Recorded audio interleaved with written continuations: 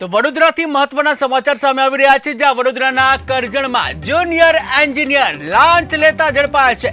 વડોદરાના કરજણમાં junior engineer લાંચ લેતા ઝડપાયા, ત્યારે MGVCLનો જુનિયર એન્જિનિયર ઝડપાયો છે, જ્યાં જુનિયર એન્જિનિયરે 10,000ની માંગી હતી લાંચ।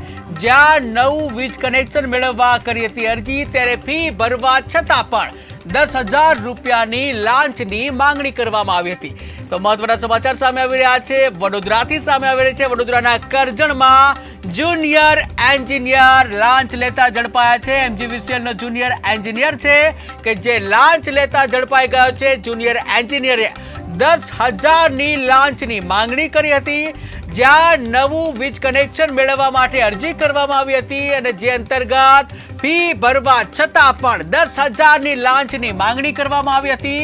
ત્યારે ફરિયાદી લાંચ આપવા માંગતા ન હતા, જ્યાં એસીબીને જાણ કરતા એસીબીએ છટકું ગોઠવ્યું અને આ લાંચિયા અધિકારીને ઝડપી પાડ્યો છે, કે જ્યાં ડોક્યુમેન્ટ બધા પૂરતા હતા, તમામ ડોક્યુમેન્ટ બધું હોવા છતાં પણ 10,000ની લાંચની માંગણી કરવામાં આવી હતી। અને આ સાથે જ MGVCLનું નામ આ જુનિયર એન્જિનિયરે ખરાબ કર્યું છે, કે જ્યાં આવા લાંચિયા અધિકારીઓને લીધે અન્ય સારા અધિકારીઓ છે તેઓને પણ ભોગવવાનો વારો આવતો હોય છે, કે જ્યાં વડોદરાના કરજણમાં જુનિયર એન્જિનિયરે MGVCLને શર્મસાર કરી છે, કે જ્યાં જુનિયર એન્જિનિયર લાંચ લેતા ઝડપાયો છે।